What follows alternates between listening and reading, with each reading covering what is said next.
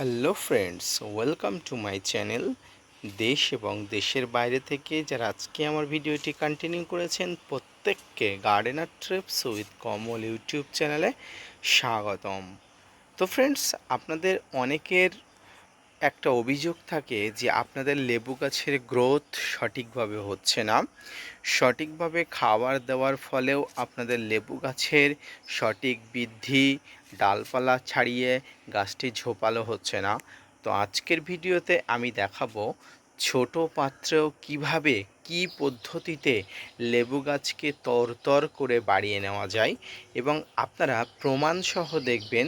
আপনারা সামনে যে গাছটি দেখতে পাচ্ছেন সেই গাছটি কিন্তু অত্যন্ত ছোট পাত্রে আছে, আর এই ছোট পাত্র থেকেও গাছটির গ্রোথ কিন্তু চোখে পড়ার মতো।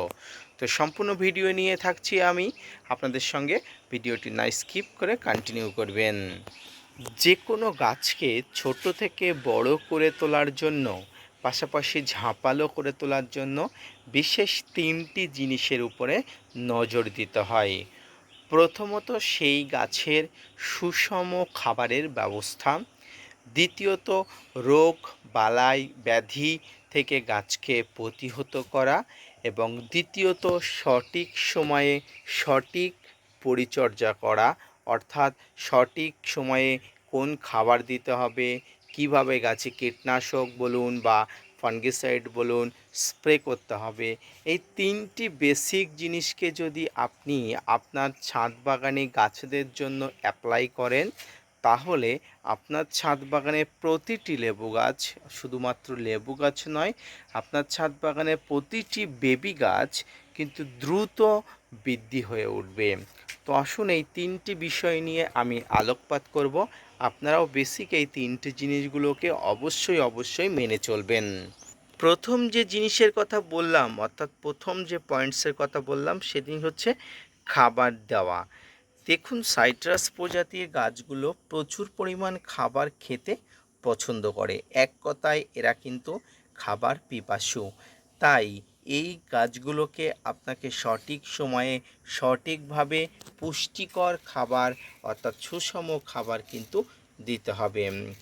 ছোট পাত্রেও কিন্তু আপনার গাছগুলোকে দ্রুত থেকে দ্রুততার সঙ্গে বৃদ্ধি করা যায়, এর প্রমাণ কিন্তু আপনারা দেখতে পাচ্ছেন। ফ্রেন্ডস, এই পাত্রটির বয়স মিনিমাম, পাত্রটির আয়তন মিনিমাম 8 থেকে 10 ইঞ্চির কাছাকাছি হবে।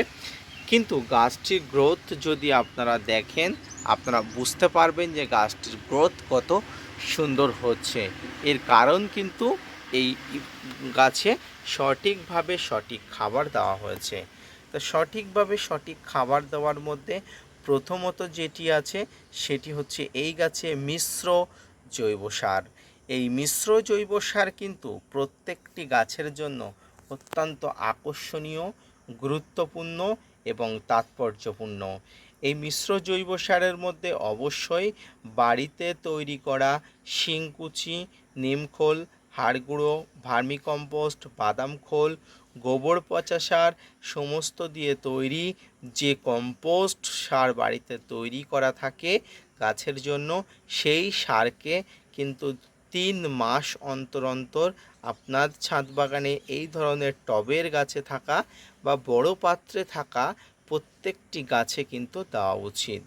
গাছে খাবার দেওয়ার নিয়ম হলো, গাছের এই যে টবের মাটিটা যদি নরম থাকে বা নরম না থাকলেও হালকা করে খুশিয়ে টবের গাছের গোড়া থেকে কিনারা বরাবর, অর্থাৎ গাছের গোড়াটা ছেড়ে টবের কিনারা বরাবর এইভাবে ভালো করে খুঁচিয়ে দিয়ে কিন্তু খাবারটা ছড়িয়ে দিয়ে আবার কিন্তু মাটিটা ভালো করে ঠিকঠাক করে দেওয়া, অর্থাৎ যে খাবারগুলো দিলেন সেই খাবারগুলো যাতে মাটির তলায় চলে যায় এমন পরিস্থিতি করে খাবার দিতে হবে।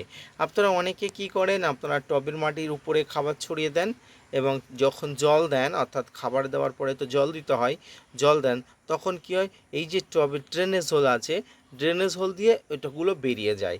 বা আপনারা খাবার দেওয়ার পরে যদি ভারী বৃষ্টি হয়, এই খাবারগুলো কিন্তু সহজেই বাইরে বেরিয়ে যায়, তখন কি হয়, গাছগুলো কিন্তু ওই খাবারগুলো সঠিকভাবে পায় না, যার জন্য গাছের কিন্তু বৃদ্ধি স্তিমিত হয়ে যায়। কিন্তু খাবার দেওয়ার নিয়ম সবসময় কিন্তু মাটি খুঁড়ে খাবার দিতে হয়। তাতে কি হয়, তাৎক্ষণিক বৃষ্টি হলেও কিন্তু খাবারগুলো বেরিয়ে যায় না। এইভাবে আপনার কিন্তু খাবার দিতে হয়। খাবার দেওয়ার নিয়ম হলো, বছরকে যদি 4 ভাগে ভাগ করা হয় তাহলে কিন্তু 3 মাস অন্তর খাবার আপনাকে দিতেই হবে। মিশ্র খাবারগুলো সাধারণত স্লো রিলিজ হয়। এই স্লো রিলিজ ফার্টিলাইজারগুলো ধীরে ধীরে ছাদ বাগানের গাছেদের উপরে ক্রিয়া বিক্রিয়া করে বা তাদের চাহিদা পূরণ করে। তাই 3 মাসের আগে কোনোভাবেই ছাদ বাগানে মিশ্র খাবার দেওয়ার পরে, অর্থাৎ প্রথম মিশ্র খাবার দেওয়ার পরে দ্বিতীয় খাবারের মধ্যে 3 মাস একটা মোটামুটি গ্যাপ রাখতে হবে। এই 90 দিনের মধ্যে কিন্তু এই খাবারগুলো ডিকম্পোস্ট হয়ে গাছ যত সম্ভব সমস্ত ডালপালা বাড়িয়ে নেবে বা গাছের সমস্ত শারীরবৃত্তীয় কার্যকলাপ অঙ্কুরণ করবে।